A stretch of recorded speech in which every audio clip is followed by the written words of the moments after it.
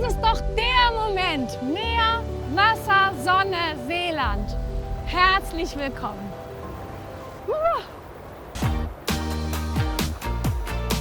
Kommen Sie mit nach Seeland, in den Süden der Niederlande. Ganze Familien machen hier seit Generationen Urlaub. Seeland, Land des Meeres. Uns erwarten über 600 Kilometer Sandstrände, die prachtvolle Provinzhauptstadt Middelburg, leckere Spezialitäten. Da zijn ze weer, warme bolussen. Haben Sie schon mal Alpakas am Meer gesehen? Oder bei einer Seealgensafari mitgemacht? Wir treffen spannende Küstenbewohner und erleben Traditionen voller Kampfgeist. Freuen Sie sich auf Abenteuer an der seeländischen Küste. Zwischen Westerschelde und Oosterschelde und der Nordsee. In der Vorsaison, wenn noch nicht so viel los ist.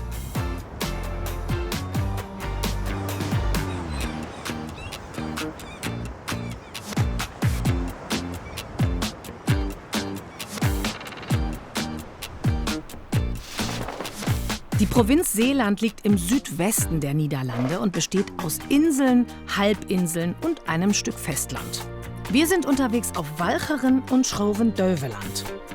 Zuerst geht's nach Westkapelle, ein Fahrradlein. Gummistiefel dabei, in Seeland immer gut und alles, was man sonst noch so braucht. Und jetzt freue ich mich auf eine Radtour bei halbwegs stabilem Wetter. Hallo!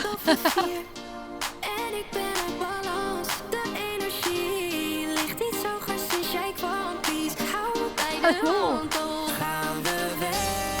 Wir wollen von Westkapelle nach Domburg, beziehungsweise Domburg. In Seeland gibt es tolle Fahrradtouren, hinter und auf dem Deich.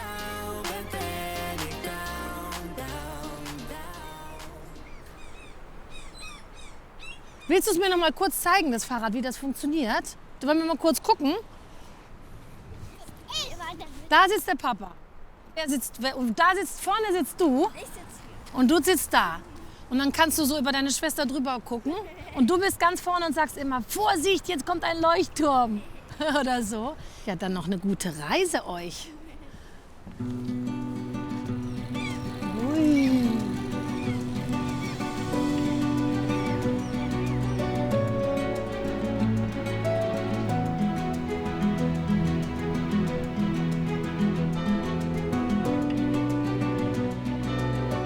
Auch in der Nebensaison ist Domburg recht belebt.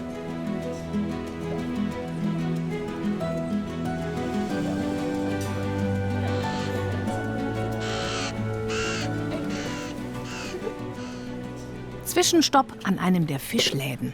Bitte, bitte. Hallo? Auch Fischbrötchen oder was? Oder Kibbeling? Die Auswahl ist hier echt groß. Was mögen denn die meisten? Für hier in Domburg, die meisten essen Matjes oder Matjesbrötchen oder Kibbeling. Kleine Stücken frittierten Fisch mit Gewürz. Ah, mit Gewürz. Yes. Gut.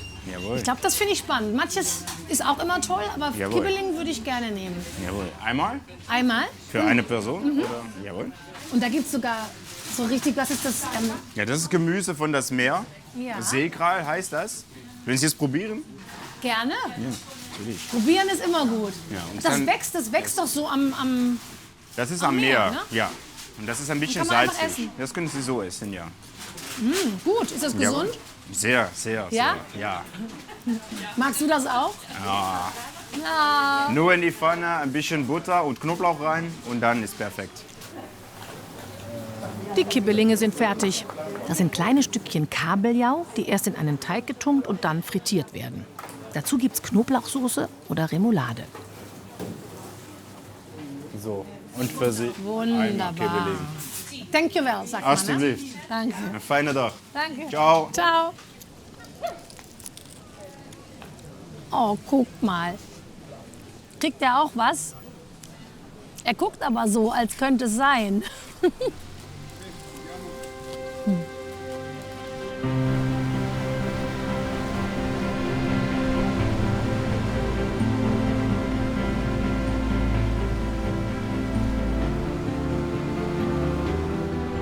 Domburg ist berühmt für ein besonderes Licht und die gute Seeluft. Seit 2013 trägt der Ort das Prädikat gesundes Seebad.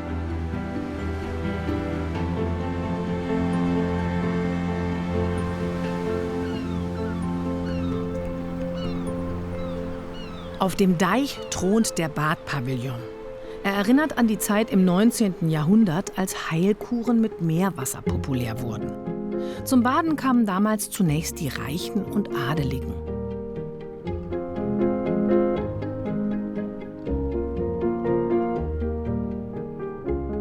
Bald folgten namhafte Künstler wie Piet Mondrian.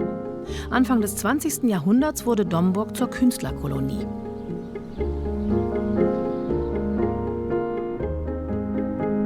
Dieses Museum stellt regelmäßig Werke aus, die einen Bezug zu Seeland haben. Piet Mondrian verewigte die Windmühle von Domburg und den Leuchtturm von Westkapelle. Doch am meisten faszinierten ihn die Küstenlandschaft und das seeländische Licht. Ihm zu Ehren wurde diese Mondrian-Bank neben den Badpavillon gebaut, mit Blick aufs Meer.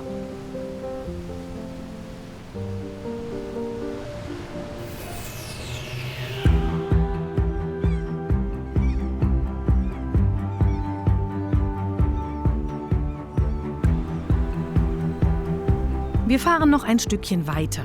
Zwischen Domburg und Oostkapelle liegt ein besonderes Waldgebiet. Nur Radfahrer und Fußgänger dürfen hinein.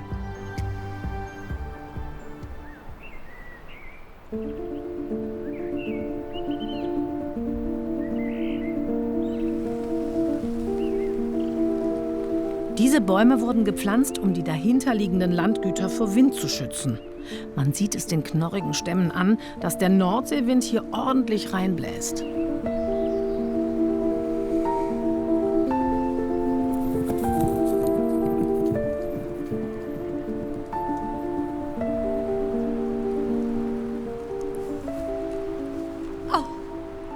In diesem Naturschutzgebiet leben außer Dammwild auch Honigponys.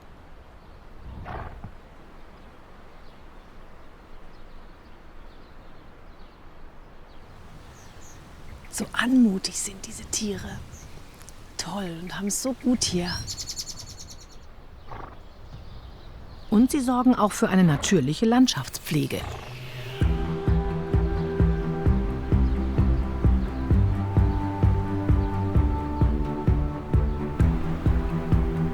Zurück in Westkapelle. Fahrrad abgegeben. Und jetzt muss noch was ganz Typisches sein.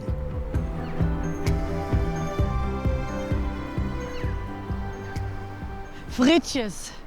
Spezial natürlich. Hier die Currysoße, Mayo und frische Zwiebelchen und noch warm. Viele behaupten, ja, sie hätten die besten. Aber hier in Westkapelle sind sie schon besonders lecker.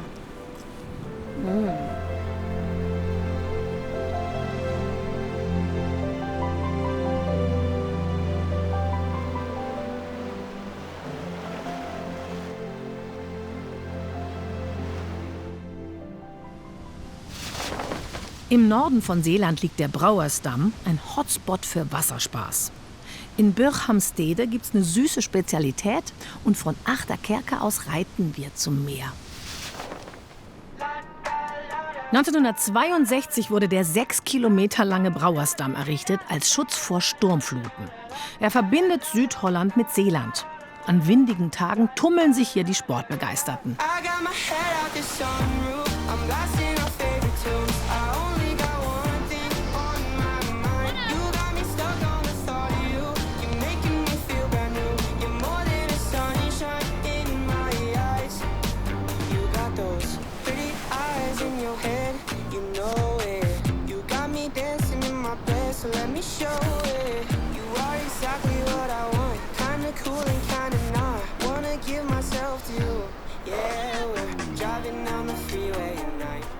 Ich will mir von Janni Grove zeigen lassen, wie das Wingfoilen funktioniert.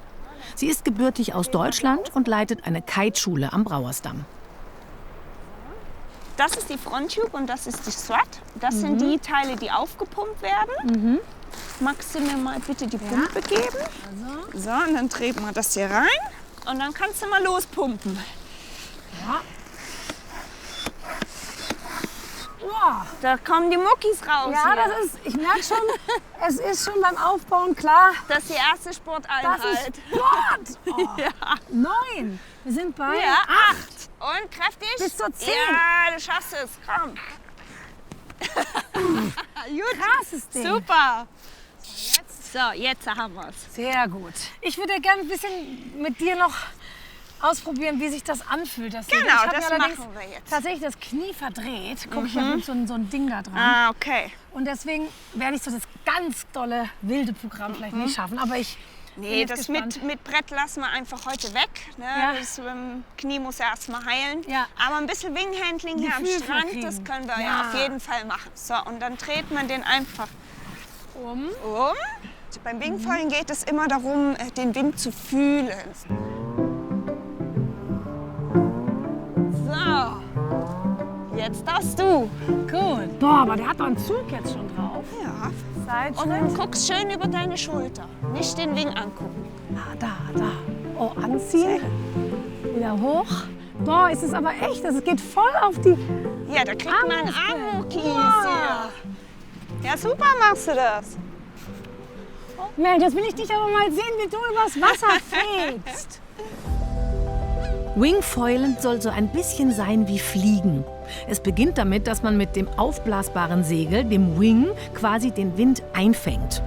Dadurch entsteht Geschwindigkeit und die sorgt dafür, dass sich das Board aus dem Wasser hebt.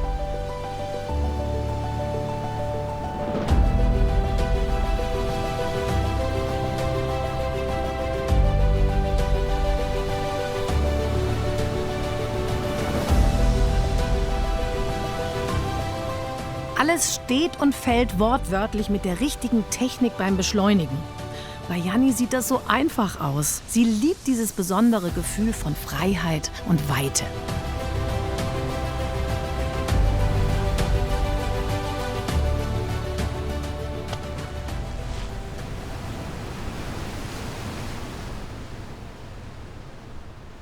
Mensch, du bist geflogen. Das sieht so elegant aus. Ja, hat auch voll. Du stehst auch so elegant da, als wäre es ein Kinderspiel. Ne? Sieht Ja, es sieht sehr leicht aus, Es sieht- aber es dauert nicht. Ich weiß. Es ist total. Ja. Mensch, du hast was Warmes verdient. Hä? Du was Warmes. Ja, Wollen wir uns noch Ja. zusammensetzen? lass uns einen Schokomel trinken. Ja, machen wir. Okay.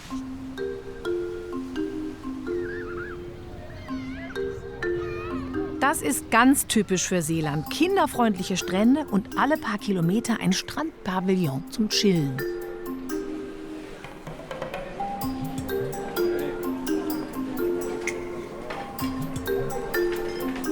Und spielt das Wetter mit, sitzt man draußen auf der Terrasse und genießt viel frische Nordseeluft und noch viel mehr.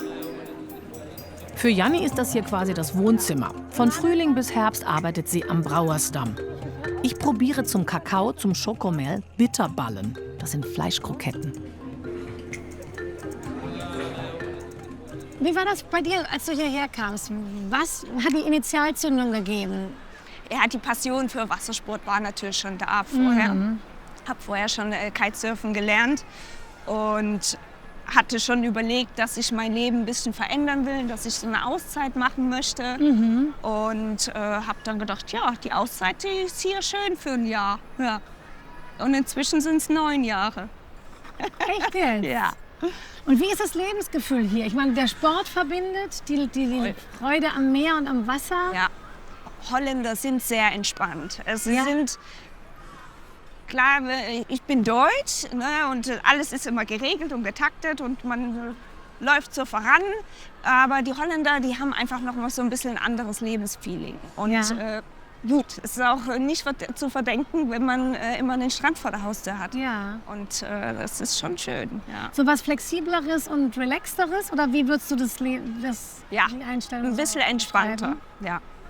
Freue ich mich für dich, das wirkt. Du konntest ja heute auch mal ein bisschen dran schnuppern hier. ich bin auch ganz angetan, auch von diesem Landstrich und von den Leuten und dieser sehr herzlichen, relaxten Atmosphäre. Ich finde, die vermittelt sich an vielen Stellen. Gut, ihr Lieben.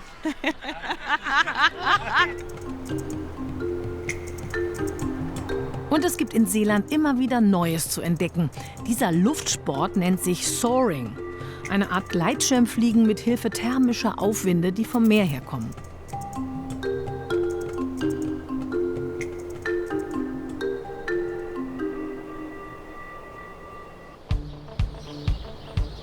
Wir fahren auf die Halbinsel Schroven-Duiveland. Nicht weit von einem der schönsten Leuchttürme entfernt liegt das Dorf Bürghamstede.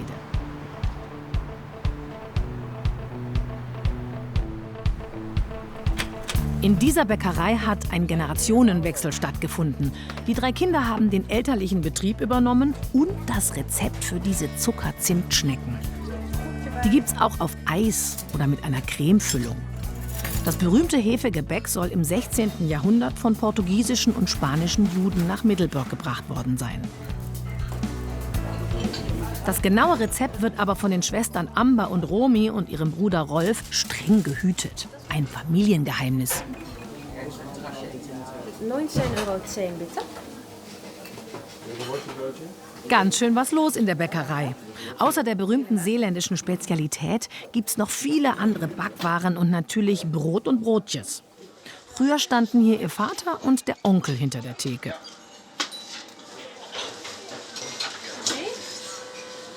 Das ist jetzt euer Familienbetrieb. Ja, 4. Generation. 4. Generation. Und wo ist die Backstube? Die ist da hinten? Ah, da. Hi. Morgen. Du willst also lernen, wie man das macht, richtig? Ja, wäre toll, wenn du mir das zeigen würdest. Of course. Ja. Okay. Ja. Wees je zo breed als 2 handen. Dass 2 Hände Ja. da so drauf können. Und dann Rollen, rollen en duwen. Rollen und drücken. duwen, ja. Okay. Und jetzt ab. Ah, zack, zack. Ja, ja. Und de tweede? Ja. Du kannst es wahrscheinlich blind. Ja, Einfach so ohne Augen. in mijn slaap ook. Ja. Wupp, wupp. Und drücken und rollen. Hoch und runter. Dass überall Zucker ist. Okay, das so lang ist wie das Bett. Und So, klaar. fertig. Ja. So, und jetzt? Zo kan het ook, hè? Nee, aber du machst es so. So? Ah, oh, es ist so groß. Ich leg's mal daneben, wir gucken. Iedereen heeft zijn eigen methode. Ah, deins ist da so rum und meins ist so rum. Ah, siehst du? maakt niks uit. Maakt niks uit. Wie früh morgens musst du denn aufstehen? 4 uur in de ochtend. Hoi. Ja, aber voor een Bäcker ist das noch eigentlich spät, hè? Ja. Ja. Du bist ja, das ist ja eine Familientradition, aber hast du gleich Bäcker gelernt? Ik ben eigenlijk bewegingstechnoloog. Physiotherapeut? Ja, zo'n beetje wie fysiotherapeut, aber meer Technik auch. Meine Eltern hadden immer gesagt, du musst doen was du liebst. Hè? Und das hat sie gemacht. Aber dann hatte ich gedacht, ja, aber Zeeland ist so ganz toll. Ne? Ja. Ja, en dan met die Natur en Sport. Und ich habe so jetzt nicht mehr, aber ich habe auch Pferdreiten gemacht. Ach, das heißt, du bist zurückgekommen in deinen Elternbetrieb, Genau, ja. weil es hier so Toll ist. so schön ist. Ja. Je familie zijn de mensen die je het beste Familie, kent. das sind die Menschen, die du am besten kennst. En die jou het beste kennen. Waarin je het Und meest diejenigen, geïnvesteerd die hebt. dich am besten kennen. Dus ja, het leek mij niet meer dan logisch om Für mich war es ganz logisch, wieder so nah wie dat te möglich koesteren. bei meiner Familie zu zo dicht sein. mogelijk bij je familie te zijn, zo vaak mogelijk.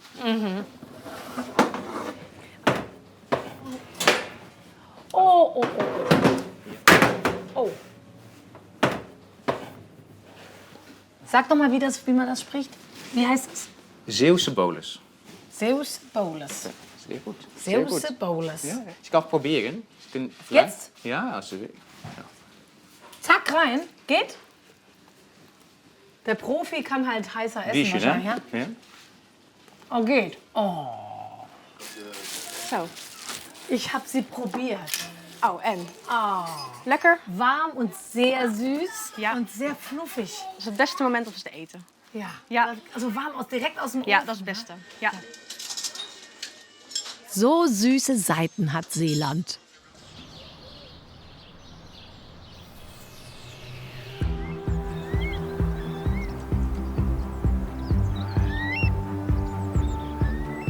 Diese schöne Windmühle steht auf der Halbinsel Walcheren im kleinen Ort Aardekerke, nicht weit von Domburg. Hier stehen auch viele große Friesenpferde und kleine Ponys. In den Schulferien kommen niederländische, belgische und deutsche Kinder zum Reiten her. Wir haben verschiedene große. Weide, ja. Die sind ganz groß, die sind etwas kleiner. Ja, Wie viele sind denn insgesamt hier? wir haben 70 Pferde. Ja. Mensch. Und wenn jemand kommt, dann guckt ihr immer, was passt, Ja, ja. oder wie? Die meisten können sehr gut reiten, die bekommen dann ein bisschen temperamentvolles Pferd und manche können es nicht so gut. Und wir haben auch super viel gemütliche Pferde, wo man ganz ruhig ein Buch drauf lesen kann und die sind dann noch immer brav. Bisschen ruhig, Bisschen genau. ruhig anfangen. Das Sollen ist wir mal schön. gucken nach ein Pferd? Gerne, Ja? gerne. Da haben wir 2 stehen. Ja, hallo. Das Wer hier bist ist denn du? Okidoki. Okidoki. Das klingt ja schon mal sehr gut. Hallo. Ja, er ist ein Halbfriesen, passt auch für das Schreckdraht. Ja. Schreckdraht nennt ihr Ja. den? Ach, Wie nennt ihr das? Ja, Stromdraht. Ja, Stromzaun oder ja, Stromdraht. Schreckdraht, das passt ja, noch das, besser. dann schreckt man. Okidoki, und wer ist das? Dautzen. Dautzen. Dautzen ist ein friesischer Name, so ist auch ein Friesen. Aha. Und Okidoki ist ein Halbfriesen. Oh, danke. Hier unten, gell? Ja, Okidoki, kommst du mit? Man muss immer wissen, was man will mit den Pferden, gell? Stimmt, aber man soll immer links laufen. Immer links? Okay.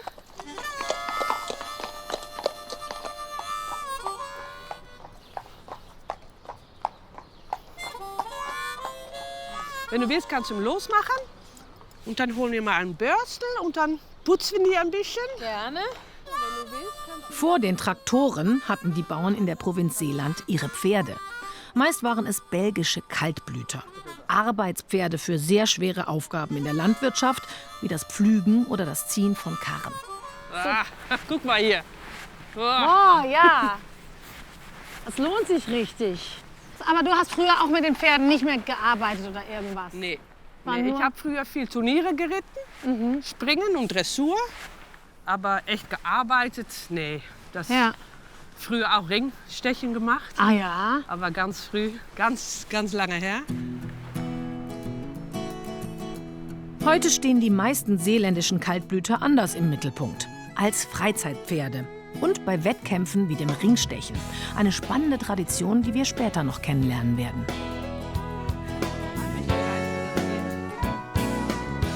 Alleine kann ich das nicht. Patty kann alles. Hallo Patty. Und die Decke muss ja auch noch irgendwie. Das Boot so. Wir sagen immer, wenn man nicht selber das Pferd aufsatteln kann, Ja. darf eigentlich nicht mit zum Strand. Aha. Ich mache jetzt jede Schnalle selber zu, sonst darf ich nicht mit zum Strand.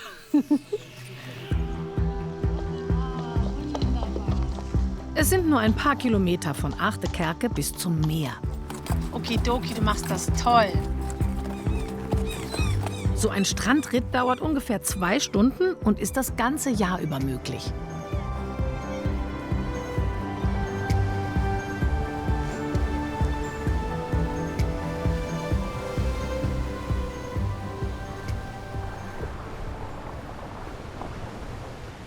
Meine Tochter geht am liebsten jeden Tag zum Strand. Ja, Die reitet das auch glaub große ich. Turniere, aber Strand ist immer das Beste. Ja.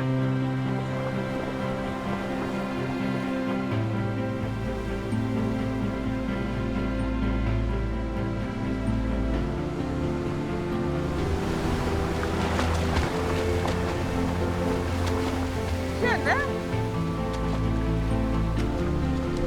Und wir haben keine Angst vor den Wellen, oder?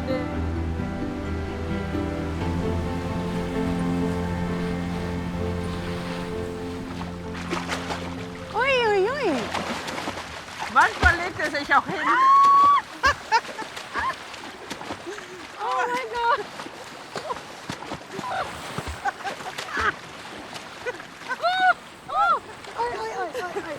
Ja, es ist hier tief.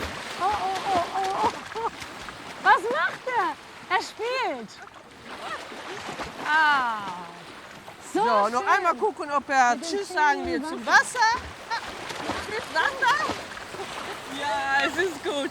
Ja, Jetzt ja, können ist wir ja aber gut. wieder. Ah, la, la. Juhu! Niederlande. Mensch.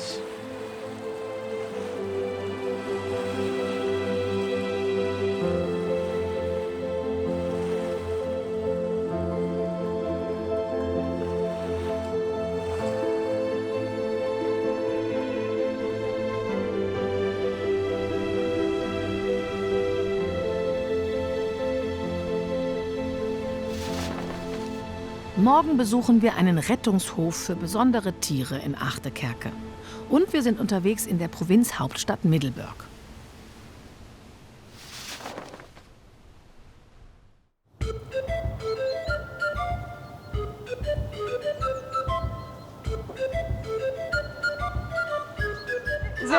Gerade angekommen, schon darf ich helfen. Ein paar Tiere sollen von der Weide rüber auf den Hof gebracht werden. Und dann kann er spucken. Jetzt hat er gespuckt. Echt jetzt? Das ist so eine Warnung. Wenn man dann nicht zurücktretet, dann kommt auf einen Moment die richtige Spuck. Und Maxi ist schlecht behandelt worden? Ja. Manne, go, go, go, go, go! Ich renn mit? Ja, renn mit! Gut so, Manne!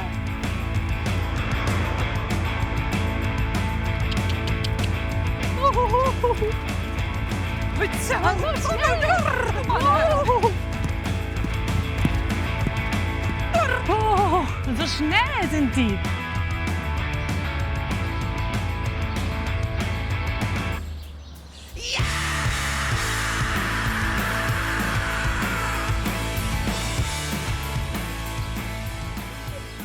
Wir sind auf der Rettungs- und Pflegefarm von Mara Humes Flander.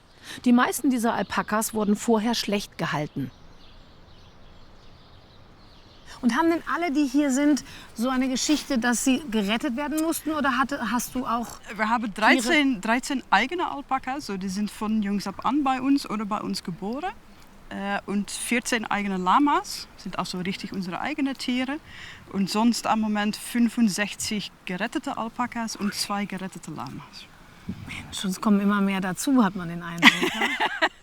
Ja, wir sind so in 2020 ein bisschen naiv angefangen mit der Rescue und hatten dann gedacht, das schaffen wir für den totalen Benelux.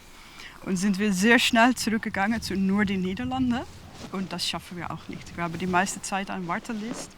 Und da sind dann auch Tiere auf die Warteliste, von welchen wir wissen, die leben nicht mehr, wenn wir wieder Platz haben. Oh, das ist ja wirklich... Ja, ja.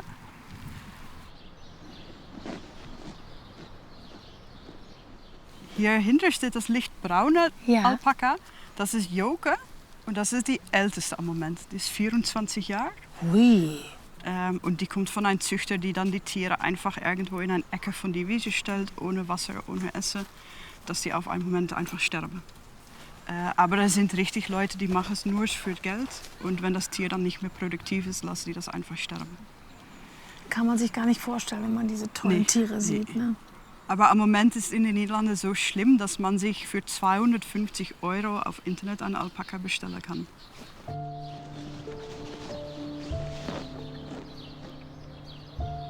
Viele Menschen, sagt Mara, haben gar keine Ahnung, wie man diese Tiere richtig hält. Wer ist denn das kleine Dünne da mit dem Jäckchen? Das ist kleine Pim. Pim. Und Pim ist eine sehr traurige Geschichte. Und er hat so 1,5 Wochen allein zwischen Ziegen gewohnt. Und die Ziege haben ihm den ganzen Tag in die Ecke gedrückt. Er ist aufgeholt zum Essen. Dann haben die uns angerufen an das Moment, dass er sich niedergelegt hat und nicht mehr die Kraft hatte, in die Beine zu kommen. Und wir sind dorthin gezogen und er war eigentlich sterbend. So, er ist bei uns seit 1,5 Wochen und wir sind angefangen mit Fleischfutter. So 5, 6, 7 Mal pro Tag. Ui, Mensch. Ja, aber es geht. Er ist wiegt 1 Kilo mehr als 1,5 Wochen vorher. So, wir denken, dass er durchkommt.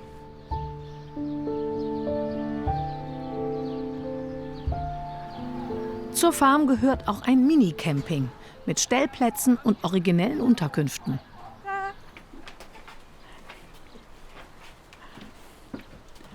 Goed, zo. Misschien wil jij dan... Ihr Alpaka-Rettungszentrum finanziert Mara mit Aktionen für Besucher. Goedemiddag. Zum Beispiel einer Teezeremonie. Met 3 alpakas. Sie erzählt von ihrer Arbeit und die Gäste dürfen mit den Alpakas auf Tuchfühlung gehen.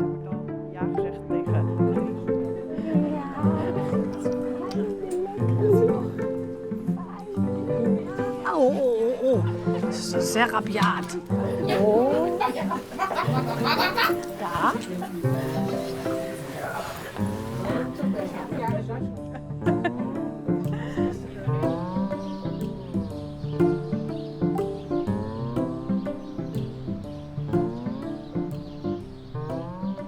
Und sie schnurrt. Hör mal. Und die kuschelt gerne mit allen. Gott, ist die, aber dieser Bild hübsch. Ich denke mal, sie spuckt gleich, aber das Katze spucken nicht. Du spuckst nicht, gell? Und es gibt noch etwas ganz Besonderes, das Mara ihren Besuchern anbietet. Zu mir, komm! Hey! Strandwanderungen.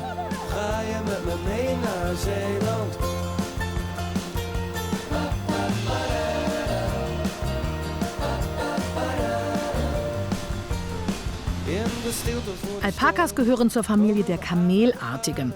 Ursprünglich kommen sie aus Südamerika und haben mit dem Meer eigentlich wenig zu tun. Also mit Alpakas am Meer. Das gibt's selten. Die lieben das.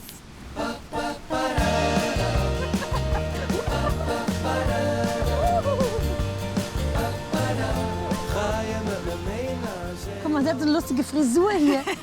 Ja, und das ist Ada, das ist die einzige Alpaka mit Schnurrbart. Mit Schnurrbart, ja toll. Aber Sie mögen das Meer, obwohl Sie das Meer von zu Hause gar nicht kennen. Nee, genau. Sie sind Bergtiere eigentlich, ne?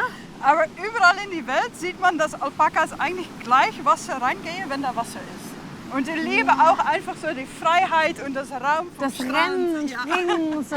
Man sieht richtig die Lebensfreude, gell? Und ein bisschen Fütter natürlich. Ja? Ja.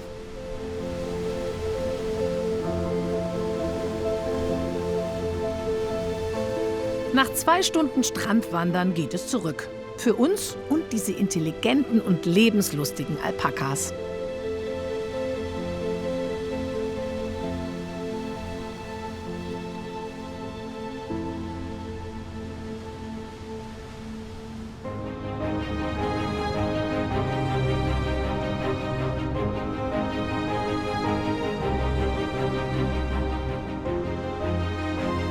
Middelburg gehörte mal zu den bedeutendsten Städten nach Amsterdam. Im 17. Jahrhundert, dem goldenen Zeitalter, wurden hier viele Schiffe gebaut, die für den internationalen Handel mit Gewürzen, Stoffen und Porzellan im Einsatz waren.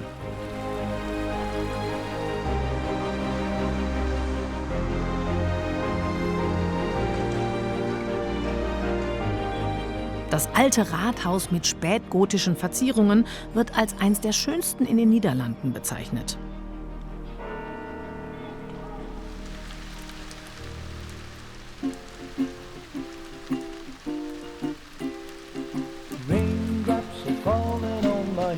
Die wohl fotogenste Gasse, auch bei Regen, ist die Reicherstraat.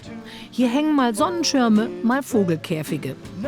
Als im 18. Jahrhundert viele Straßen einem großen Brand zum Opfer fielen, wurde diese Gasse verschont und ist im Originalzustand. Um die wechselnde Hängedeko kümmern sich Anwohner und Geschäftsleute.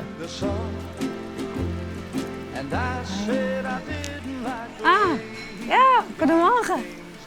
Can I come in? Ah, it's open now. Okay, wir haben Glück.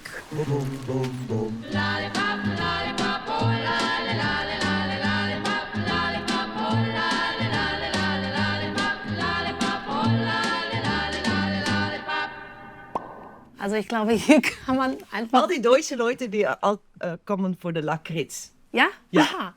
Gibt doch das harte und das weiche Lakritz. Ja, aber hart und weich. Mhm. So, wenn ich irgendwas Kleines mitnehmen möchte, was würdest du mir dann empfehlen? Ein kleines Mitbringsel. Was? Ich habe so viel. Ja, eben. Ich bin vielleicht ein Babbelaar? Babbelaar? You can taste it. Probier die mal. Babbelaar. Ja. Ah, it looks Dutch. Ja. Sieht holländisch aus. Probieren? Ja? Oh, ein richtig Karamellbonbon. Ja, ja. Aber hart. Man kann nicht drauf beißen. Ja. Man muss es lutschen. Ja. Mhm. Ach Gott, was ist denn das hier? Dankeschön. Bitte. Dankjewel. Tschüss. Okay, tschüss.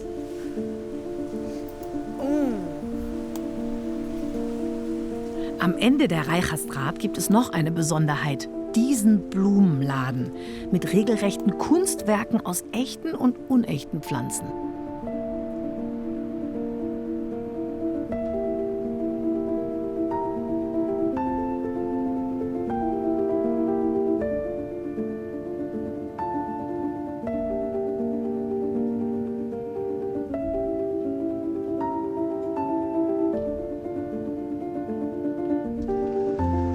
Auch ein Spaziergang durch de Kuiperspoort lohnt sich. In dieser schmalen Gasse aus dem 17. Jahrhundert lebten früher die Kuiper, die Fassmacher, die Bottiche herstellten.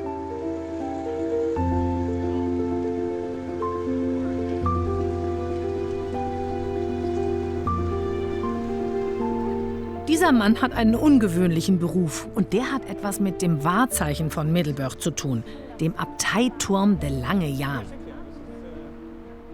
Ich bin Musiker.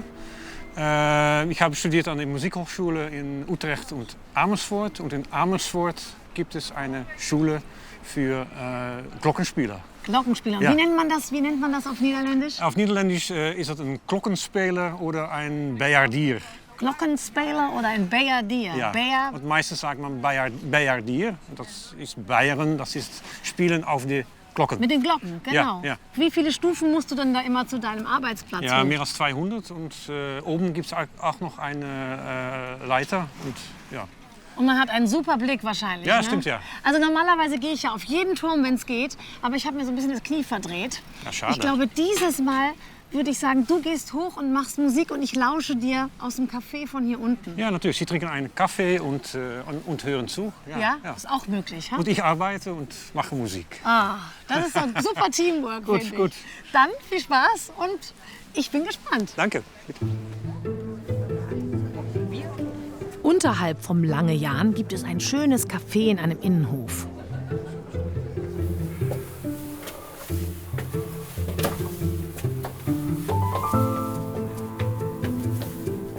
Seit 2016 ist Janno Staatsbijaardier der Stadt Middelburg und führt ein uraltes Erbe fort.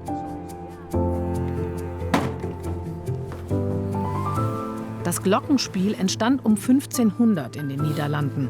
Ein automatisches Glockenspiel ertönt täglich zur vollen Stunde. Doch immer donnerstags ab 13 Uhr gibt's ein exklusives Live-Konzert.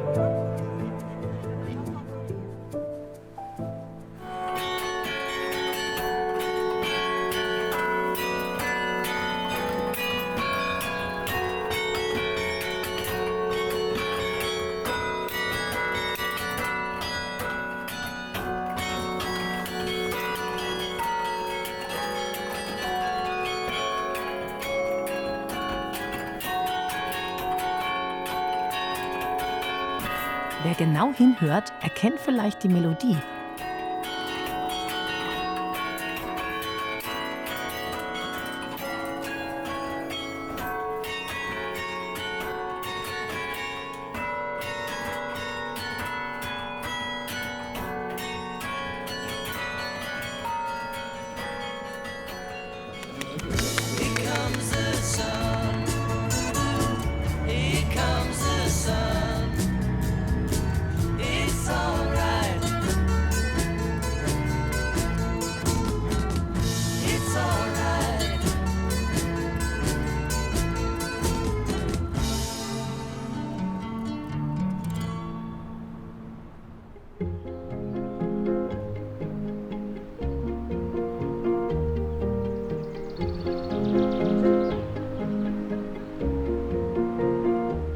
Als die Niederlande im Zweiten Weltkrieg von deutschen Truppen besetzt waren, wurden unzählige Bunker auf Seeland gebaut. Die Deiche, vor allem von Westkapelle, wurden im Oktober 1944 stark bombardiert, um die Insel zu überfluten und die deutschen Verteidigungsstellungen zu schwächen. Am 1. Oktober 1944 landeten alliierte Truppen und eroberten das Dorf Westkapelle. Die Schlacht bei Westkapelle war Teil der sogenannten Schlacht an der Schelde und forderte viele Opfer auf beiden Seiten. Dieses historische Ereignis führte zur Befreiung von Südwestniederlande. Daran wird hier am Deich von Westkapelle erinnert.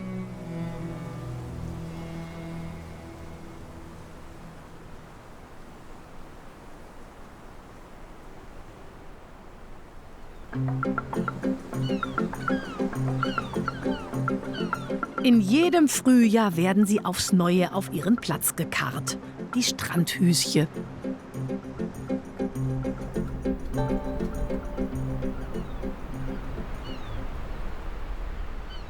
Eine Nacht in einem Schlafstrandhäuschen in Seeland soll ein einzigartiges Erlebnis sein. Diese hier stehen im Dorf Frauenpolder zwischen dem Ferse, Meer und der Nordsee. I've been watching you for some time. Can't stop staring at those ocean eyes. Burning cities and napalm skies. 15 flares inside those ocean eyes. Your ocean eyes don't fall.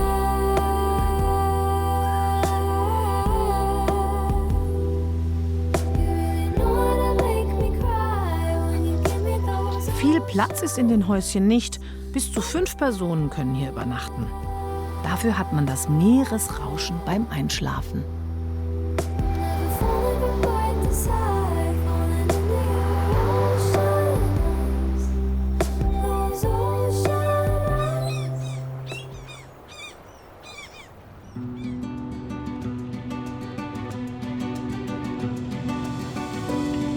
Zürichsee hat 3 wunderschöne mittelalterliche Stadttore. Die Hafenstadt mit ihren insgesamt 500 historischen Bauten steht unter Denkmalschutz.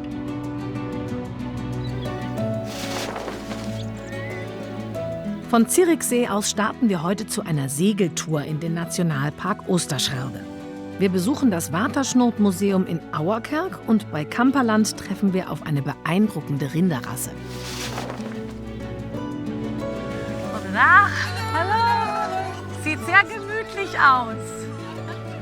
Wiedersehen.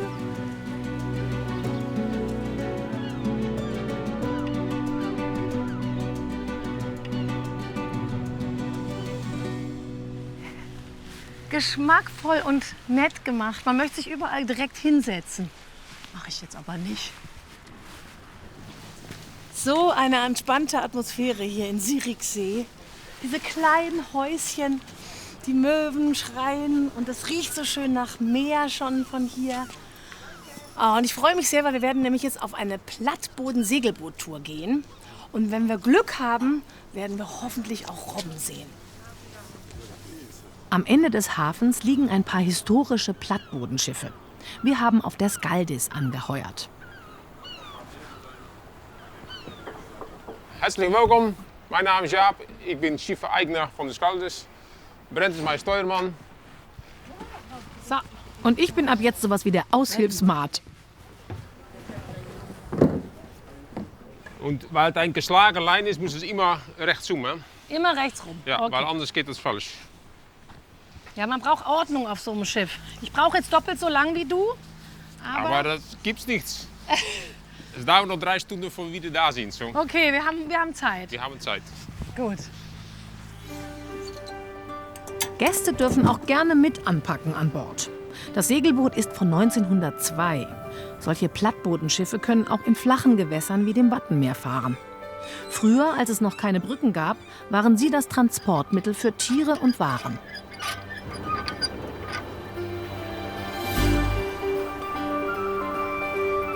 Ja, so okay. fest. Ja. Wir wollen zu den Robbenbänken im Nationalpark Oosterschelde. Dazwischen liegt die Seelandbrücke. Da müssen wir durch.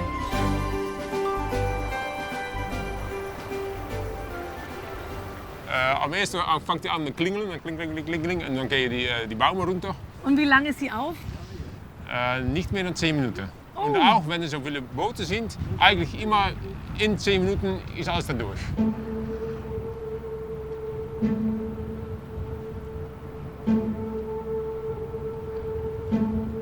Na Nein, es ist wirklich spannend. 5 vor, Punkt 5 vor, sagt Jaap, geht diese Brücke auf und wir können durchfahren. Und jetzt ist es, bei meiner Uhr ist es jetzt genau 5, noch 10 Sekunden.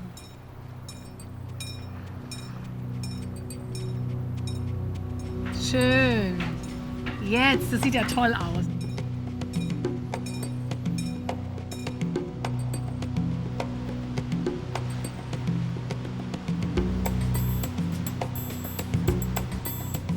Die Seelandbrücke ist übrigens über 5 Kilometer lang und verbindet Zierikzee und Colleinsplaat.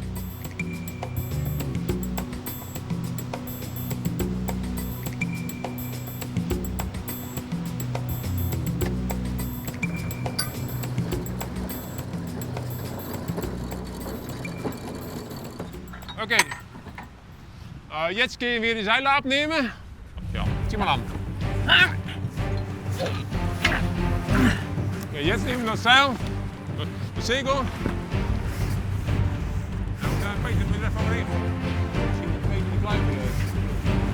Jetzt geht's hier in die Arbeit.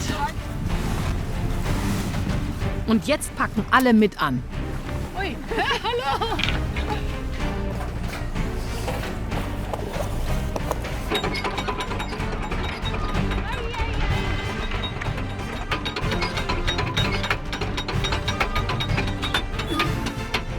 Das ist ja noch nicht mal die Hälfte. Nein. Komm. Komm. Passt. Was für ein Kraftakt.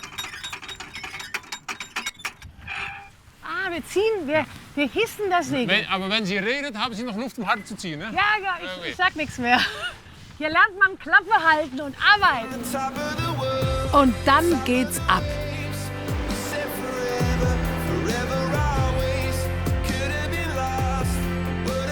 Die schönsten Momente, sagt Jaap, sind die, wenn die alte Dame unter Segel fährt. Und als Aushilfsmagd bin ich auch ein bisschen stolz.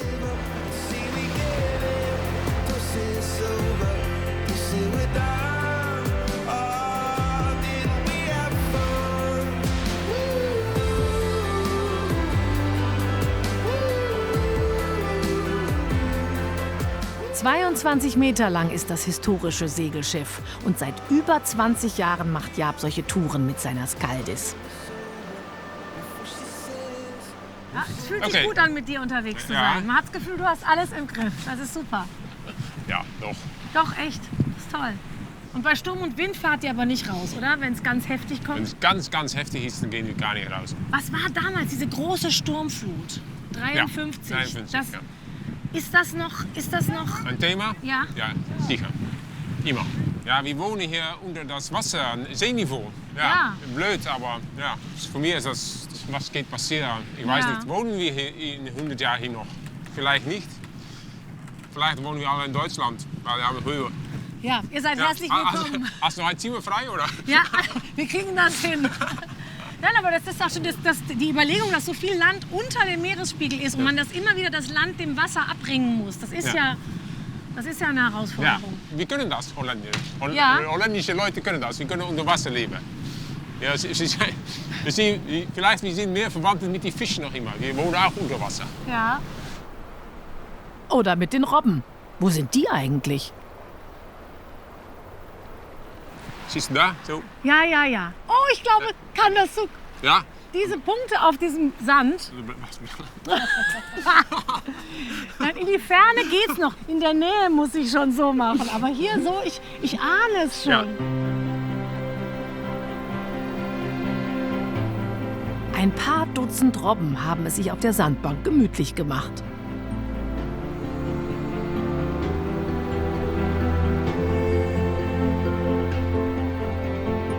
Die Mischung aus Süß- und Salzwasser in der Oosterschelde ist entscheidend für Robben, da sie ein einzigartiges Ökosystem schafft, das reich an Nahrung ist und geschützte Ruheplätze bietet.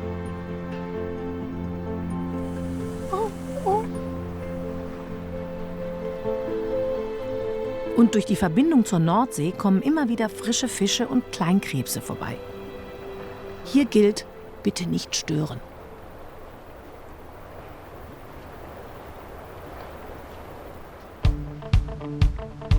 Fast die komplette Provinz liegt unter dem Meeresspiegel. Große Brücken verbinden heute die Inseln. Seit dem Mittelalter kämpft man in Seeland gegen das Wasser. Dieses 9 Kilometer lange Oosterschelde-Sturmflutwehr hat eine besondere Bedeutung. Es trennt die Oosterschelde von der Nordsee. Ein Schutzsystem gegen Meeresstürme. Die riesigen Tore schließen sich bei Sturmflutgefahr. Das gigantische Wehr dient nur einem Zweck. Nie wieder soll es zu einer solchen Katastrophe kommen wie 1953.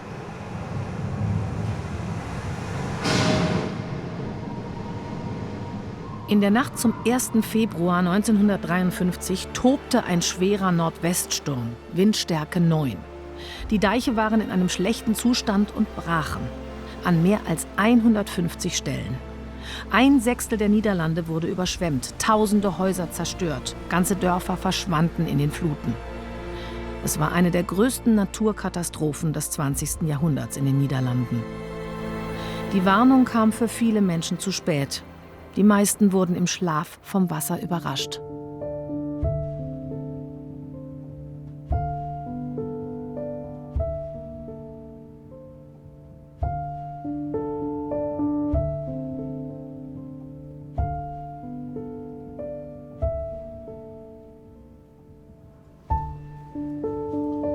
(1.836) Menschen verloren ihr Leben.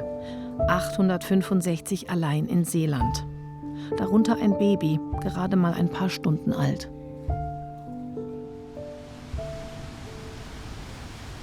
In dieser Nacht wurden einige Menschen auch zu Lebensrettern. Wie René de Smet, ein 37-jähriger Bauernsohn. Er rettete so viele Nachbarn wie möglich.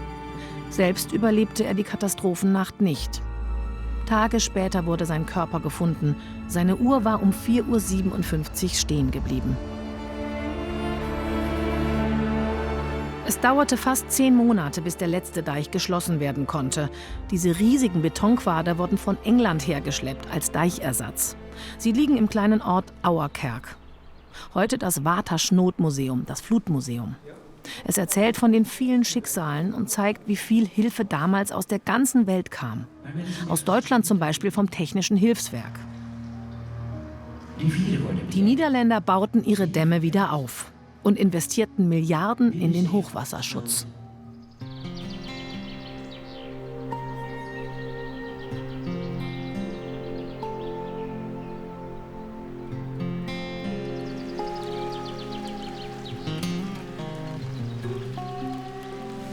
So, jetzt probieren wir das mal. 1 Liter, 2 Euro. Unterstellen. Und jetzt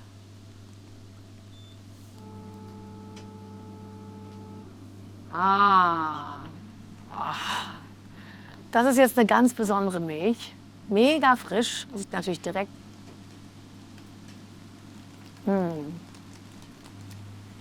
Boah, total cremig, sahnig. Von ganz besonderen Tieren. Gucken wir jetzt mal.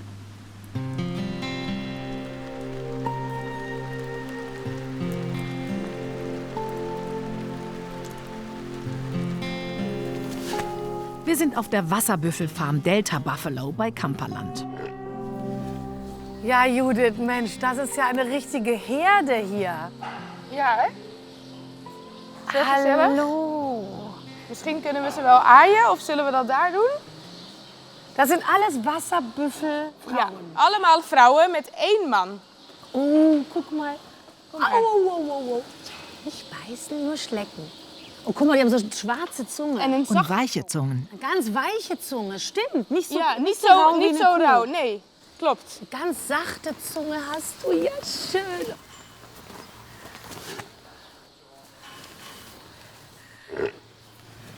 Und die kommen ja, woher kommen die ursprünglich? Wasserbüffel wo sind die zu Hause? Aus India. Aus Indien und auch aus Italien für den Mozzarella und den Burrata. Da werden sie viel gehalten. Da daher kenne ich sie auch. Aber hier in Seeland seid ihr die Einzigen, oder? Ja, Das stimmt. Oh je, deine Hand. Ja, die Hand ist dreckig, aber sie hat es gern, glaube ich, Ja. oder? Sie mag das, Heel guck mal. Vorher hatte Familie Vermeer einen ganz normalen Milchviehbetrieb. Und jetzt?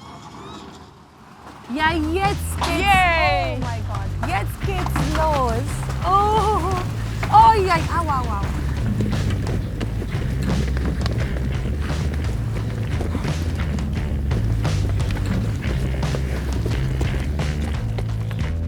Oh, die wollen alle raus. Ja, heel Unbedingt graag. raus.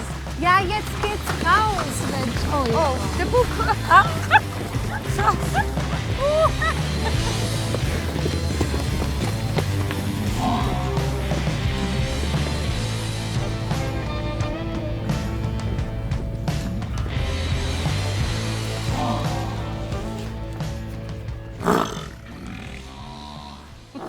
Sie machen nicht Mu? Nee, die knorren.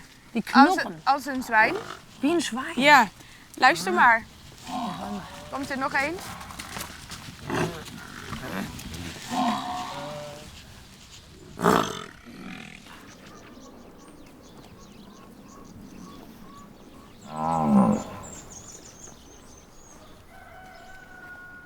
Also Sie haben, glaube ich, einen ganz ruhigen, guten Charakter. Oder Ja, wie die kann man zijn das heel... beschreiben? Ja, die sind Ja, sehr die zijn lieb heel und lieb, ruhig. die zijn Und rustig. sie denken nach. denken ook na, denk Ja? ik. Ja, een koe gaat Eine Kuh rennen rennt los, en een ein buffel Büffel denkt erst nach. Ja. Ja.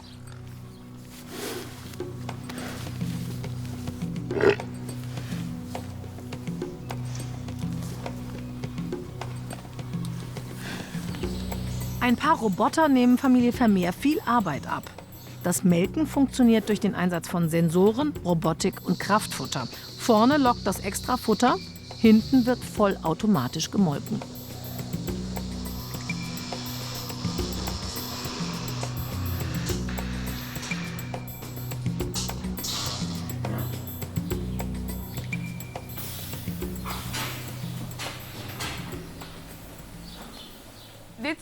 Das hier ist alles von den Wasserbüffeln. Fla, Mozzarella.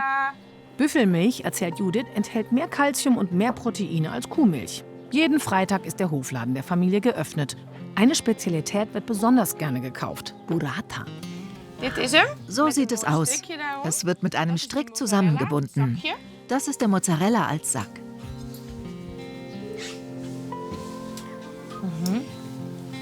Jetzt kommt der Moment, wo man sieht, innen ist Kijk es... hierin is die room. Innen ist der Rahmen mit Mozzarella-Stückchen. Soll ich mal etwas abschneiden? Maar de Der smaak Geschmack ist richtig gut. Wow. En dan Kann met man auch gut mit Salat essen. Ich muss noch einmal. Ja? Dat is goed. Doe maar. Denk je wel. Graag gedaan. Het smakelijk. Ja, klopt. Eet smakelijk. Klopt. Eet. Eet smakelijk. Klopt. Klopt.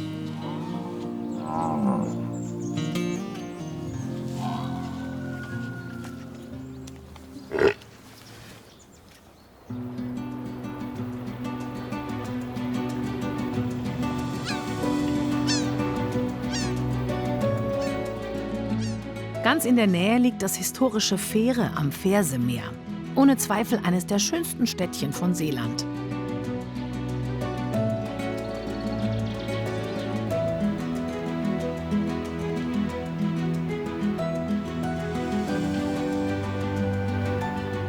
Im Spätmittelalter stieg Fähre zu einem bedeutenden Handelsplatz auf. Schottische Kaufleute kamen und gründeten eine Kolonie.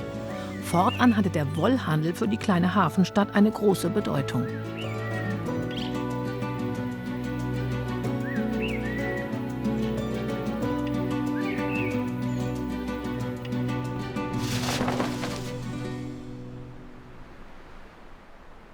Heute besuchen wir ein Naturschutzgebiet bei Westesraue und erleben einen spannenden Wettkampf in Sauterlande.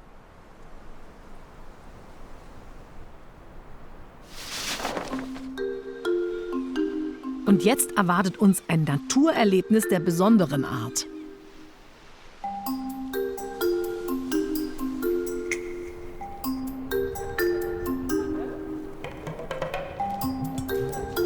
Diese beiden Jungunternehmerinnen haben sich auf Seealgen spezialisiert. Solche Bottiche kommen aus ihrem Heimatort Tholen. Sie nennen sich Seaweed Sisters und erwarten uns mit einem heißen Bad.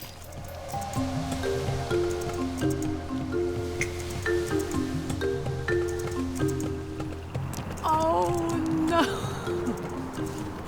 That's a picture I never saw. Sowas habe ich noch nie gesehen. Ja, es wirkt ziemlich seltsam. Hi, ich bin Rinske. Hi, ich bin Joalin. Oh, welcome. Das ist also der Whirlpool für kalte und windige Tage. Und das ist? Das sind Seealgen, Spiral Rack. Auf Deutsch sagt man Spiraltang. Die sind voll mit guten Alginat-Polysacchariden. Ja, das ist was ganz Besonderes, genau. Das ist schon warmes Wasser. Oh, ja. Und dadurch fängt der Seetang an zu schleimen. Ui. So that. Oh, it's very slimy. Sehr schleimig. Ein bisschen wie Aloe Vera. Ja, like Aloe Vera. Yeah. It's special. Yeah, it's special. Und was passiert jetzt? Du setzt dich hinein und wir geben den Seetang dazu. Du entspannst dich und spürst die besondere Kraft der Algen. Let's go. Also so ein Abenteuer habe ich noch nie erlebt. Steig einfach rein. Gib mir das Handtuch. Yes. There we go. Oh, nice and warm. Das ist Geh am besten tief runter, damit du den Wind nicht abbekommst. Oh, yes. Siehst du, wie es schleimt? Du kannst es dir auch ins Gesicht schmieren. On your back. And this makes. Oh. 1 Stunde dauert das mobile Algenbad. Vor 2 Jahren haben sich die beiden Freundinnen mit dieser und anderen Ideen rund um den Seetang selbstständig gemacht.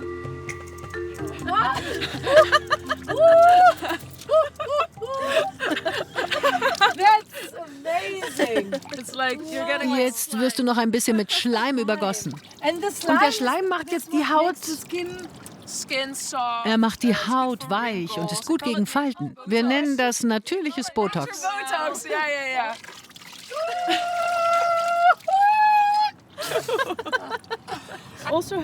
Dazu gibt es jetzt noch ein paar Seetang-Snacks. That looks great. Sieht super aus. Das ist eine Dattel. Ja. So I can Cheers. just bite. Cheers. Oh, cheers, ladies. So great. Oh. Die Seaweed Sisters probieren immer wieder Neues aus, auch in Sachen Algensnacks. That's great. Das ist toll.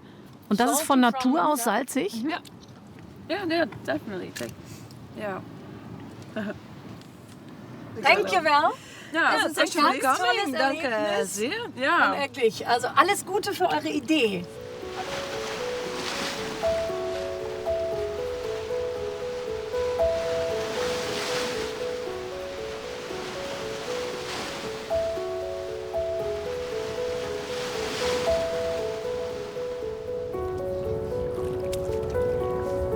In der Nähe des Oosterschelde Sperrwerks sind ganz viele Leute auf Algensuche. Ellen Schomakers Exkursionen beginnen mit einer Einführung in die Welt des Seetangs. Sie erklärt, dass es in der Oosterschelde reichlich Algen gibt und dass man viele bedenkenlos essen kann. Sie sind von guter Qualität, sozusagen ein Superfood.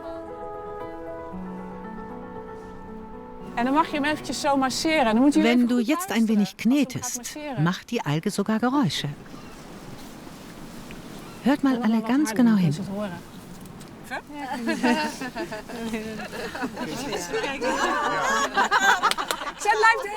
Auch hier sorgt der schleimende Seetang für gute Unterhaltung. Ellen ist heute mit einer Gruppe niederländischer Gäste im Nationalpark unterwegs.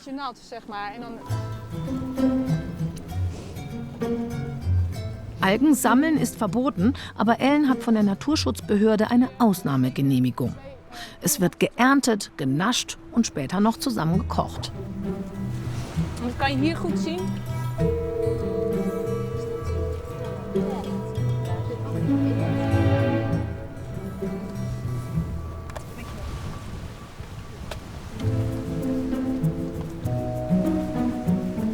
Das Ziel solch einer Smaak-Safari, Seealgen-Safari, Respekt vor das Meer, das als Erste. Und Spaß haben auch. Ruhig werden, sein, wo man ist auch. So, wir sind jetzt hier in der Natur, am Meer, zwischen Essen. Ja, das ist eigentlich ist das fabelhaft, dass man das hier essen kann. Ja. Ja. Hier zit ook ergens een zeeanimaal. Hier. Etwa 120 essbare Arten wachsen allein in der Oosterschelde. Unterwegs lernen die Teilnehmer verschiedenste Algensorten kennen. Neben dem Blasentang und Bärlapp auch die, die unter Wasser zu finden sind. Meersalat und Wakame.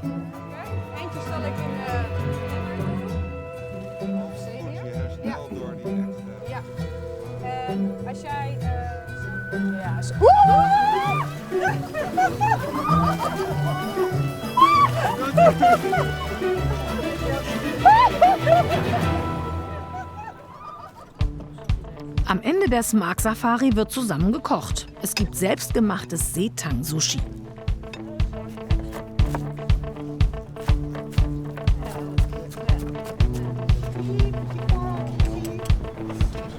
Aufs Buffet kommen Erbsen mit Grünalgen und griechischem Joghurt, rote Beete-Hummus mit grünen Seefingern, Quarkkuchen und Meersalat. Man kann so viel mit Algen machen. Aber was man zum ersten machen muss, ist die Algen im Herz schließen, weil dann kannst du sie mitnehmen in die Küche. Und Leute denken immer, dass du japanisch kochen musst, um Algen zu essen. Aber das ist gar nicht notwendig. Gar nicht notwendig, weil du kannst immer machen, was du immer machst.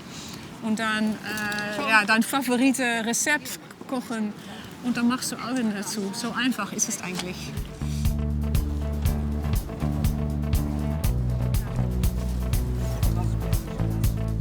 Für die meisten Teilnehmer ist es die erste Kocherfahrung mit Algen. Für mich ist das alles neu und überraschend. Ich koche gerne, aber mit Seealgen ist es das erste Mal. Spannend. Also du schmeckst schon das Meer, aber es ist wirklich lecker und auch sehr knusprig. Du schmeckst den Sesamsamen raus, aber es ist auch salzig. Gut. Wir fahren von einem Naturschutzgebiet ins nächste. Und jetzt sind wir im größten Wald Seelands, dem Staatsforst Westerschroven, unterwegs mit Mareike.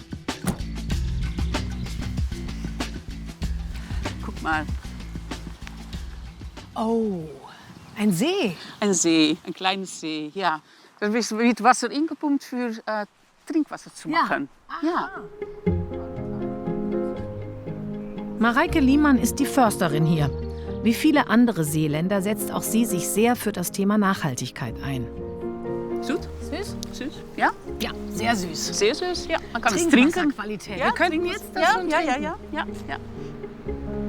In diesem See, 1 Kilometer vom Meer entfernt, wird Wasser von der Natur gereinigt. Als Trinkwasser für Schroven-Deuveland. Oh. Ameisenhoop. Ameisenhoop, ja. Wie heißt das auf Niederländisch? Mierenhoop. Mierenhoop. Es ist ein Mier, ja. Also ein Mier ist eine Ameise. Ja. Das ist die rode Bosmier, rote Mier von Wald. Man denkt, da ist kein Plan, aber es hat Doch, jede Ameise hat einen Plan. Ja. Im Naturschutzgebiet gibt es viele Wander- und Radwege. Und mit etwas Glück sieht man sie, wilde Exmoor-Ponys. Sie sorgen dafür, dass die Dünenlandschaft offen bleibt. Sind quasi Landschaftspfleger. Mareike mag besonders den Übergang vom Wald zu den Dünen am Meer. Eine kostbare Landschaft. Der Sand sorgt dafür, dass sie erhalten bleibt. Guck mal, wie warm. Und das wollen wir auch, weil das ist kalkreich Sand und das muss durch die Dünen stauen. Das muss. Ja, das ist gut für die Pflanzen. Kalk. Wir verlassen Schroven-Deuveland und fahren noch mal nach Walcheren. Für 3 Tage vor, auf und hinter dem Deich gäbe ich gerne ein Königreich mit dem Viehs durch die Wege, vom Weißdorn gesäumt, durch den Raps, der noch gar nicht gelb vom Sommer träumt. Ja, Camping, das ist ja das große Thema hier in Seeland. Das kann man auf unterschiedlichste Weise machen. Und ich bin jetzt verabredet mit einem ganz lieben Kollegen und bin mal sehr gespannt, wie der sich so eingerichtet hat hier in Seeland. Wofür brauche ich ein Königreich? Bernd! Hi! Ich freue mich. Herzlich willkommen in Seeland. Ja, danke. Meine Frau Anke. Hallo, Anke, freut mich sehr. Mensch, das ist ja toll, wenn man hier so rumkommt und Toll, durch oder? diese schönen großen Fenster seht ihr, wer zu Besuch kommt und man sieht gleich, wer da so wohnt. Ja. Ne? Ja, und das ist halt einfach so, das ist so unser Ferienzuhause. Ist das herrlich, so ein geschützter Und Terrasse da steht, wie es heißt. Da steht, wie es heißt. Wo? Hier. Auf den, man kann es Mit doch Rosen ahnen. und allem. Da ein Buchstabe fehlt, aber das ist C-H-A-L, kann man sehen. Ne? Chal. Das ist ein T. Schalettje Meeuwenpoep. Das heißt also Schalettchen Möwenschiss. Darf ich hier den Sand von den Füßen? Ja. Das ist der Eingangsbereich hier, ja? Oh, das Königspaar. Ja, das ist das Staatsporträt. Das ist König Willem Alexander und seine Frau Maxima. Von denen wird man bei uns begrüßt. Als die Kinder klein waren, haben Anke und Bernd Stelter die Ferien mit Zelt und Wohnwagen auf Campingplätzen verbracht. Ihr Schalettchen nennen sie gerne auch Altersresidenz. Nach wie vor verbringen die beiden viele Wochen im Jahr in Seeland.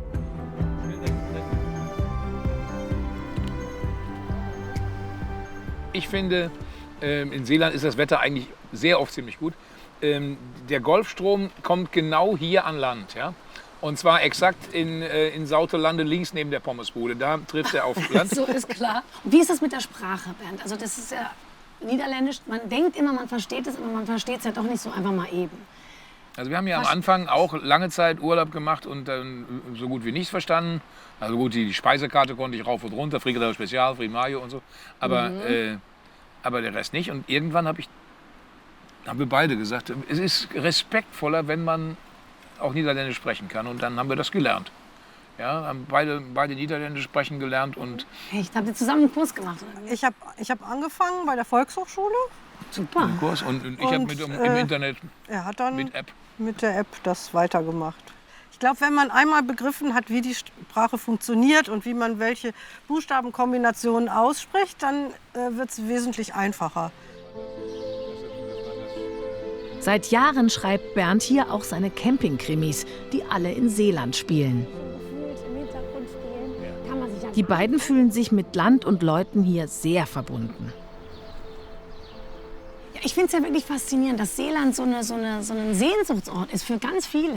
Ja, ich finde es auch so schön. Hier ist immer Wind und der macht einem so den Kopf klar. Man kann hier stundenlang spazieren gehen, ob nun am Strand, durch die Felder. Es ist so eine schöne Freiheit. Großartig. Toll. Und ist Seeland dann für euch auch so ein Familiending? Oder ist Seeland, was ist das Ich für glaube euch? gerade wenn beide Kinder oder alle 4 Kinder Spaß an Seeland haben und wenn du ganz sicher weißt, hier trifft man sich immer. Meine Schwester wohnt hinten 200 Meter weiter auch auf diesem Platz. Und wenn die da nicht wohnen würde ich vielleicht einmal im Jahr sehen. Sie wohnt in Lünen, ich wohne in Bornheim. Da würden wir uns vielleicht einmal im Jahr sehen. Aber so sehen wir uns regelmäßig. Und das ist eine tolle Sache. Ja. Wie sagt man denn auf Niederländisch Prost? Was meinst du? Prost. Prost, genau. Aber mit 2 O. Prost. Seeland ist einfach ein Familienziel. Das war schon in den 1960er Jahren so, als deutsche Urlauber an die niederländische Küste fuhren. Campingplätze schossen aus dem Boden. Das Motto: Warum in die Ferne schweifen, wenn es doch bei den Nachbarn so schön ist? Die Bademode hat sich geändert, die Preise auch. Aber Traumstrände gibt es nach wie vor. Wir sind in Sautelande, das wird auch seeländische Riviera genannt. Allerdings spielt das Wetter heute nicht mit. Und es wird gleich spannend. Vierbeiner wie diese gehören an diesem Tag zu den Hauptakteuren. Denn Seeland hat seinen eigenen Nationalsport: Ringreiten. Hallo. Austragungsort heute: die Fußgängerzone von Sautelande. Sie wurde extra mit Sand ausgelegt.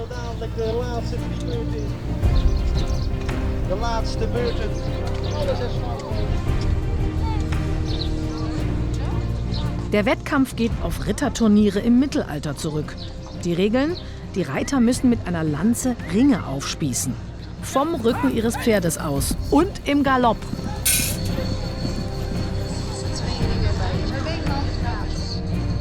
Im Laufe des Tages werden die Ringe immer kleiner. Wer nicht trifft, ist irgendwann raus.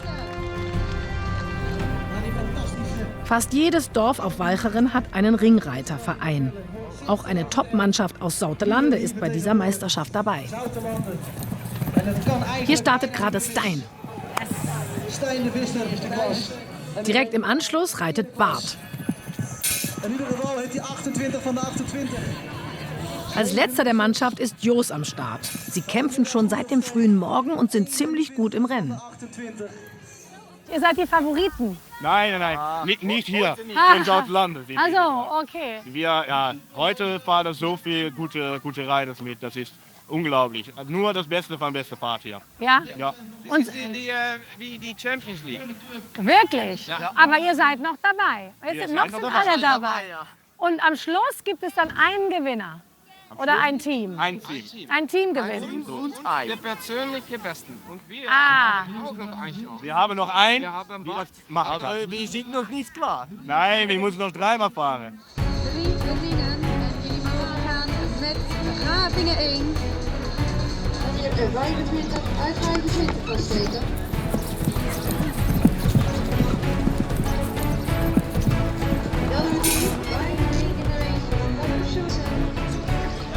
Das Turnier dauert den ganzen Tag. Es ist eine Meisterschaft der höchsten Klasse. Ohne Sattel auf einem Kaltblüter im Galopp reiten und dann noch einen kleinen Ring treffen. Alles andere als einfach.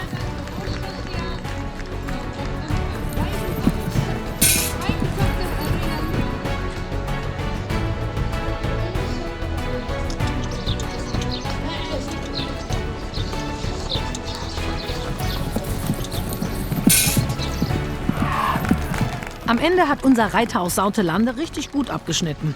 Für den Sieg hat es diesmal nicht gereicht. Aber die Wettkampfsaison hat ja gerade erst begonnen. Und? War gut? War gut, richtig? Gut. Ja. Sehr gut. Nächste Woche wir reiten Gegeneinander wieder. Gegeneinander. Aber dann ist das, dann sind wir keine Freunde. Auf dem Pferd Ja. und ab dem Pferd ist es wieder Kameraden. Das ist wieder Kameraden. Das ist Sport. Ja. Eine sportliche Einstellung, ha? Ja. Kleiner als ein Ehering ist das letzte Ziel und die größte Herausforderung. Geschafft! Damit steht der heutige Gewinner des Ringreitens fest. Das wird gefeiert. Auch eine alte Tradition, das Jonassen. Die Sieger werden 3-mal in die Luft geworfen. Was für ein schönes Spektakel.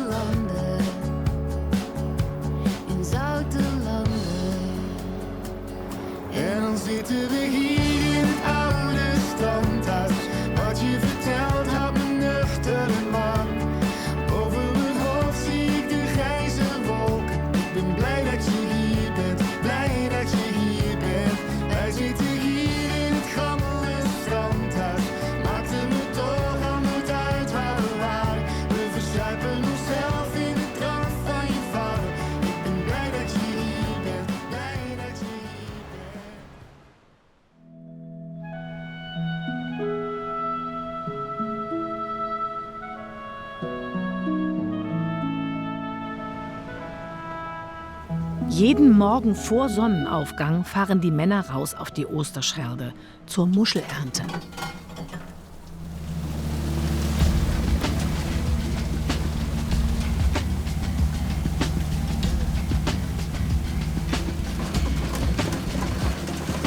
Die Meeresfrüchte hängen an Tauen und werden an Bord des Schiffs abgestriffen und direkt ein erstes Mal gesäubert. 1,5 bis 2 Jahre reifen die Miesmuscheln heran, bis sie geerntet werden können.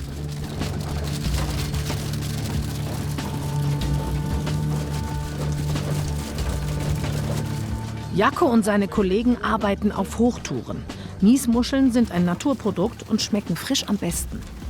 Die Bestellungen müssen früh raus. Um 7 Uhr fahren die Autos schon zum Liefern los. Deswegen fangen wir so früh an. Vorher muss ja auch noch sortiert und verpackt werden. Die Männer arbeiten für den größten Muschelanbieter der Provinz. Seeland gilt als Muschelhochburg mit Exporten nach Belgien, Frankreich und Deutschland. Die großen Muscheln sind meist für den belgischen Markt.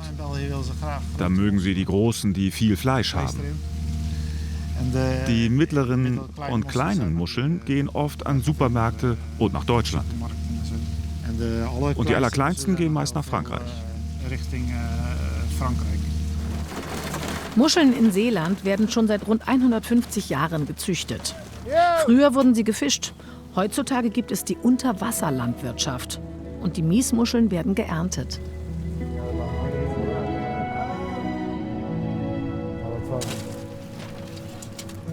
Schluss für heute. 11.000 Kilo schwarzes Gold haben Jacke und sein Team an diesem Morgen eingefahren. Du bist in der Natur unterwegs. Und das hier ist die schönste Zeit der Saison. Wenn die Muscheln geerntet werden und man sehen kann, was für eine gute Qualität sie haben. Das wollen wir gleich probieren.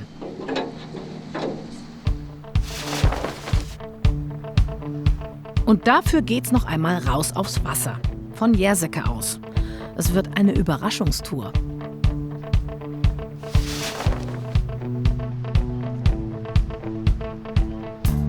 Der Fischerort Jerseke ist so etwas wie das Mekka der Muschelzucht in Seeland. Im Ort gibt es einige Restaurants, in denen man frische Muscheln und Austern probieren kann. Und von hier aus starten viele Muschelkutter in die Oosterschelde.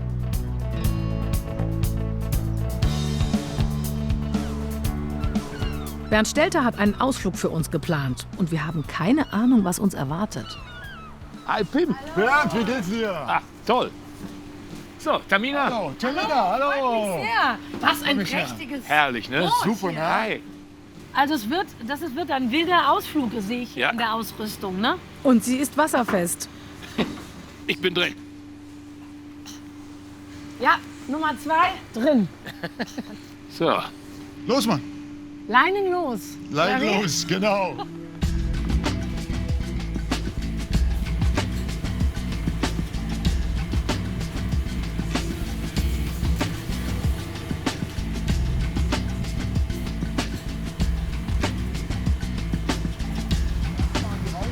Das Boot, der Oysterbaron, ist eins von diesen ganz typischen Schelde-Arbeitsschiffen, mit dem man zum Thema Meerestiere Rundfahrten machen kann.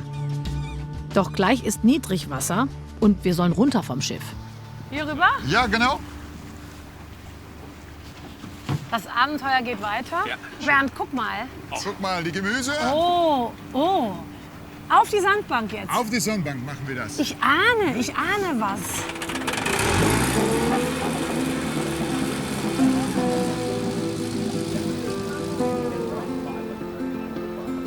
Tatsächlich, es geht auf eine Sandbank. Wir haben ein paar Kochutensilien dabei und eimerweise Miesmuscheln.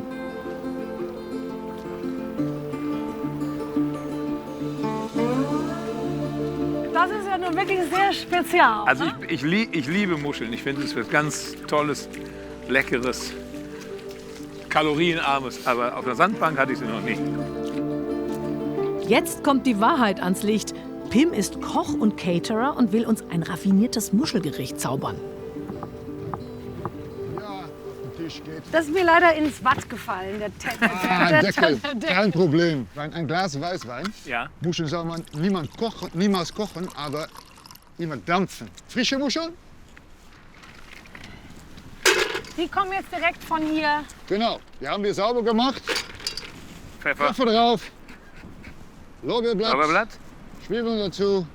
Da habe ich hier die Sellerie. Es muss ganz schnell gehen. Also immer auf höhere Flamme. Ja? Und in 2-3 Minuten müssen die fertig sein. Weil in Muscheln ist ganz viel Eiweiß drin. Und wenn die zu lange kochen, dann sind die nicht zart mehr. Also 2 Minuten Zeit, um eine entscheidende Frage zu klären.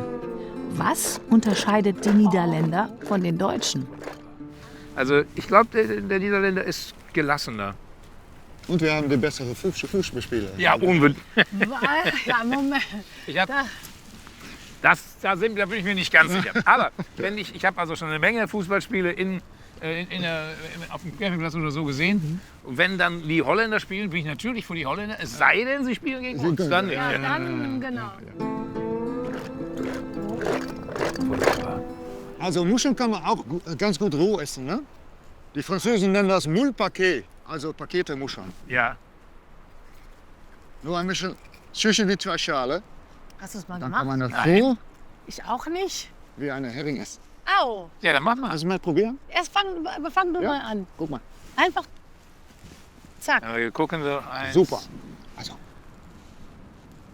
Bernd, bitte. keine Angst, keine Angst. Es quietscht. Wie ist es? Ganz intensiv. Eigentlich sogar noch besser. Besser als Auster, oder was? Nein, besser als gekocht. Was? Probier's aus. Jetzt einfach weg. Wie war das, die lebt jetzt? Nicht mehr. Jetzt nicht mehr. Ein bisschen Überwindung ist es ja schon, ne?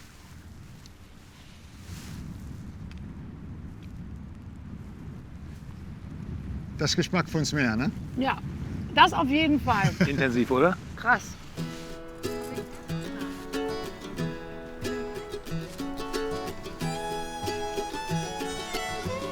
Nicht nur die Küche, auch das Restaurant. Heute Outdoor. So. Ja, also Das ist ja jetzt was. der beste Restauranttisch, den ich je hatte. Oh, ja, also wirklich. Sie hatten einen Das- Tisch bestellt. Das ist ein Ausblick. Ihr zwei hier Gut. mit dem... Oh. Und jetzt kommt Also. der große Moment. Guten Appetit. Jetzt nimmt man... Ach, guck mal. Ja. Da fehlt eine. Das ist genau richtig, weil dadurch habe ich das Besteck schon mal fertig. Und das mit dem Besteck hat mir Pim beigebracht. Das ist schon toll, wenn man niederländische Wenn du die Freunde richtigen hat. Freunde hast, dann kannst du auch Muscheln essen. Zack, greift So. man raus. Ich Und definiere mich jetzt auch als satt. was heißt sehr gut? Nee, Heel lecker. heel lecker. Heel lecker. Heel lecker. Was ist jetzt mit dem Wein? Wie machen wir das, Bernd? Du bist doch der Weinspezialist. Ja, genau. Wein, ne? Ist der jetzt aber nicht hier. Es gibt ja hier Weinbauern. Ja, es gibt den. Oh, guck das an. Da geht noch was. Und? Super. Ist Ja, aber- Entschuldigung, willst du eine Gläser mitnehmen auf eine Sandbank? Nee. Was eine Idee! Also vielen Dank, das ist toll. Das ist Gern echt geschehen. ein Seeland-Erlebnis der ganz Spezialart. Und solche Erlebnisse, das ist das, was du sammeln musst. Ja. Ich finde das immer so blöd, wenn Leute sagen, ich will glücklich werden. Glück ist kein Zustand. Aber wenn du glückliche Momente hast, sowas wie jetzt hier, Ja. dann wirst du ein zufriedener Mensch. Und dann musst du mal nach Seeland fahren, dann klappt das.